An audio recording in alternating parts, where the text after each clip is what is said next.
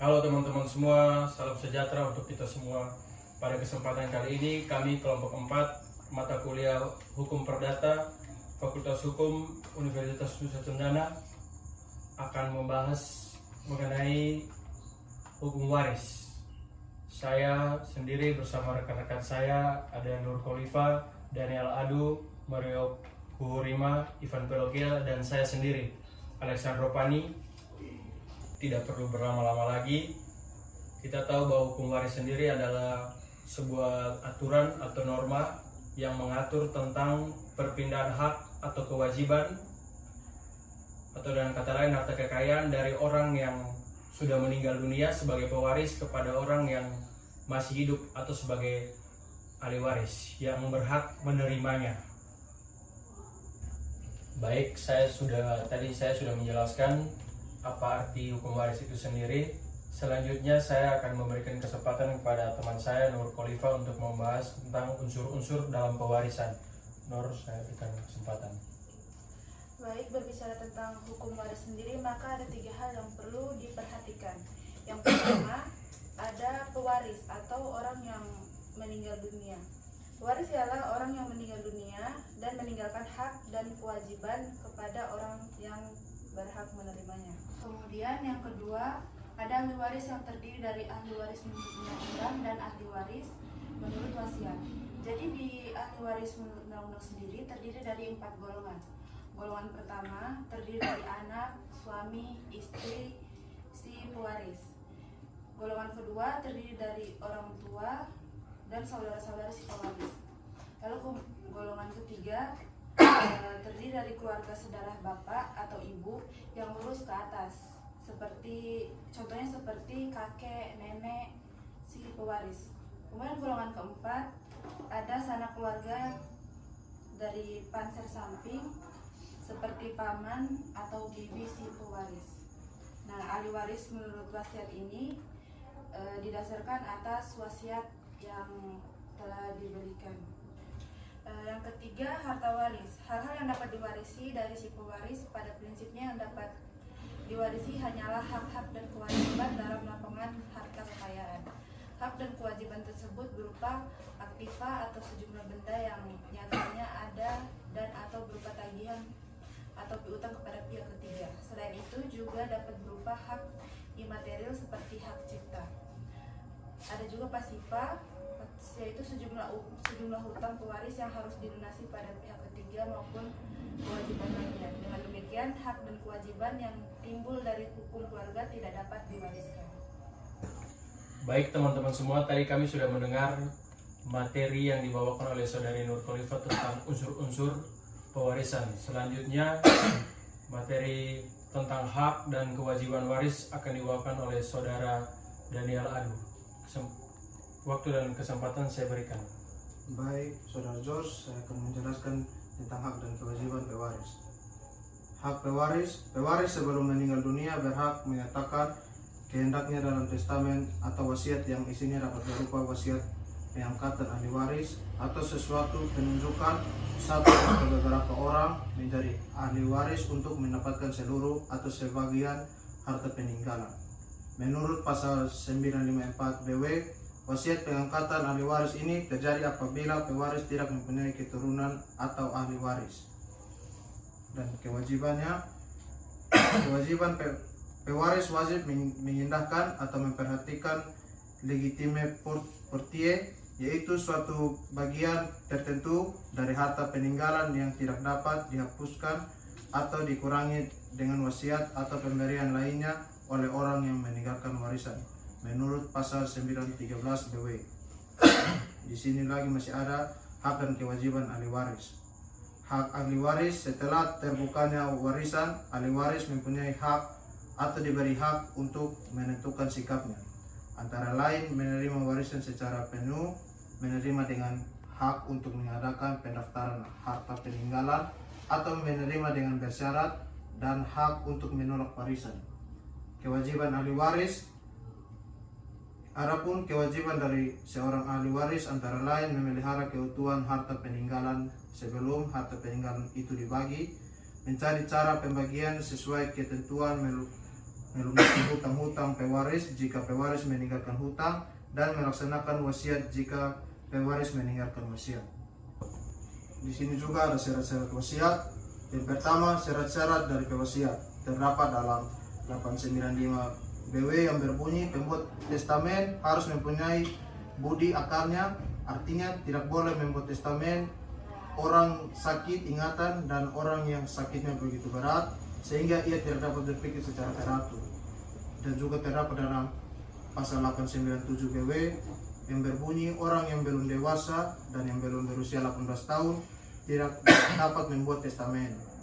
Sini juga ada syarat-syarat isi wasiat yang terdapat dalam pasal 888 BW yang berbunyi jika testamen memuat syarat-syarat yang tidak dapat dimengerti atau tidak mungkin dapat dilaksanakan atau bertentangan dengan kesusilaan, maka hal yang demikian itu harus dianggap tak tertulis. Di sini ada juga dalam pasal 890 BW yang berbunyi jika di dalam testamen disebut sebab yang palsu dan isi dari testamen itu menunjukkan bahwa pewaris tidak akan membuat ketentuan itu jika ia tahu akan kepalsuannya, maka testamen tidaklah sah. Ada juga dalam pasal 893 BW yang berbunyi suatu testamen adalah batal jika dibuat karena paksa, tipu atau muslihat. Baik, terima kasih Saudara Daniel. Lalu dalam bahasan materi kali ini tentang hak waris, kita bukan cuma bahas mengenai unsur-unsur pewarisan dan hak dan kewajiban waris, kita juga akan membahas tentang jenis-jenis hak waris. Dalam kesempatan ini saya memberikan kesempatan kepada Mario Kuhurima untuk membahas tentang jenis-jenis hak waris. Baik, di sini maaf secara aturan di sini jenis-jenis wasiat bukan jenis dari hak waris. Ya, di dalam jenis-jenis wasiat ini ada dua jenis. Yang pertama ada jenis menurut isinya. Wasiat yang berisi F sterling atau wasiat pengangkatan waris seperti disebut dalam pasal 954 BW. Wasiat pengangkatan waris adalah wasiat dengan mana orang yang mewasiatkan memberikan kepada seorang atau lebih dari seorang seluruh atau sebagian dari harta kekayaan kalau ia meninggal. Yang kedua ada wasiat yang berisi hibah atau hibah wasiat atau legat. Di dalam pasal 957 BW yang berbunyi hibah wasiat adalah suatu penetapan yang khusus di dalam suatu testamen dengan mana yang mewasiatkan memberikan kepada seorang atau beberapa orang beberapa barang tertentu, barang-barang dari satu jenis tertentu, hak pakai hasil dari seluruh atau sebagian dari harta peninggalannya. Yang kedua adalah jenis wasiat menurut bentuknya. Menurut pasal 931 BW ada 3 rupa wasiat menurut bentuk. Yang pertama ada wasiat holografis atau wasiat yang ditulis sendiri. Wasiat ini harus ditulis dengan tangan orang yang akan meninggalkan wasiat itu sendiri. Harus diserahkan sendiri kepada seorang notaris untuk disimpan. Penyerahan harus dihadiri oleh 2 orang saksi. Yang kedua ada wasiat umum atau open bar testament, dibuat oleh seorang notaris. Orang yang akan meninggalkan warisan menghadap para notaris dan menyatakan kehendaknya. Notaris ini membuat suatu akta dengan dihadiri oleh 2 orang saksi. Dan yang ketiga ada wasiat rahasia atau wasiat tertutup, dibuat sendiri oleh orang yang akan meninggalkan warisan tersebut, tetapi tidak diharuskan menuliskan dengan tangannya sendiri. Testamen ini harus selalu tertutup dan disegel. Penyerahannya kepada notaris harus disaksikan oleh 4 orang saksi. Baik, di sini saya akan menjelaskan mengenai pencabutan dan gugurnya wasiat, yang dimana pencabutan dan gugurnya wasiat sendiri berbeda. Pencabutan adalah di dalam hal ini ada suatu tindakan dari pewaris yang menyediakan suatu testamen, sedangkan gugurnya wasiat ialah tidak ada tindakan dari pewaris, tapi wasiat tidak dapat dilaksanakan karena ada hal-hal di luar kemauan pewaris. Di sini yang pertama ada pencabutan suatu wasiat.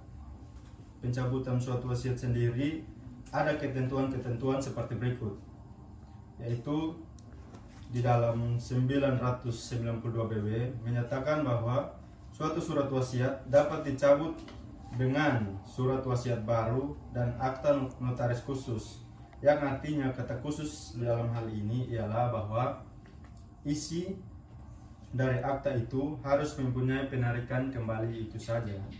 Kemudian ada gugurnya suatu wasiat, yang dimana gugurnya suatu wasiat itu ada dalam 997 BW yang berbunyi sebagai berikut. Jika suatu wasiat memuat suatu ketetapan yang bergantung kepada suatu peristiwa yang tak tentu, maka jika si waris atau legataris meninggal dunia sebelum peristiwa itu terjadi, wasiat itu akan gugur. Dan kemudian ada dalam 998 BW yang berbunyi sebagai berikut. Jika yang ditangguhkan itu hanya pelaksanaannya saja, maka wasiat itu tetap berlaku kecuali ahli waris yang menerima keuntungan dari wasiat itu. Terima kasih. Baik, terima kasih teman-teman sudah memberikan saya beberapa materi yang tadi teman-teman bahas. Mungkin saya ada beberapa pertanyaan untuk teman-teman jawab. Teman-teman bersedia? Oke, terima kasih.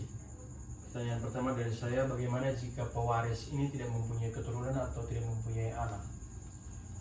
Jadi jika pewaris tidak memiliki anak, maka harta warisan tersebut akan jatuh kepada golongan kedua yang terdiri dari orang tua dan saudara-saudara pewaris. Oh ya, terima kasih dari Nur.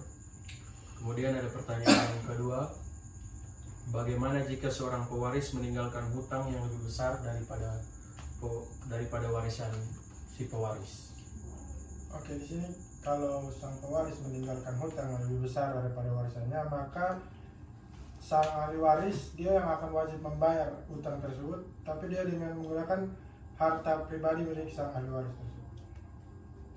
Jadi dia menggunakan harta ahli waris Pribadi. Ya. Oh ya, terima kasih Saudara Mario. Selanjutnya pertanyaannya adalah, bolehkah anak mendapat warisan dari orang tua yang berbeda agama? Oke, baik. Di sini saya akan menjawab. Di sini dari pertanyaan tersebut ada dua jawaban.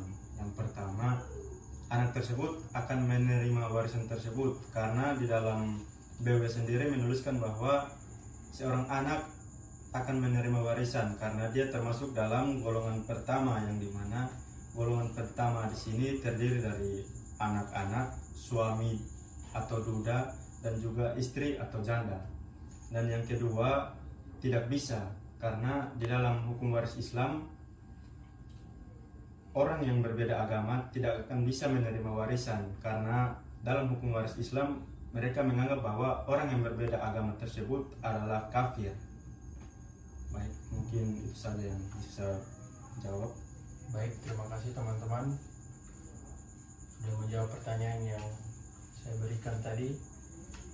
Oke, teman-teman semua, dari pembahasan materi sesi tanya jawab, saya mengambil kesimpulan tentang hukum waris. Hukum waris sendiri adalah hukum yang mengatur tentang pemindahan hak pemilikan harta peninggalan warisan, menentukan siapa yang berhak menjadi ahli waris dan beberapa bagian masing-masing.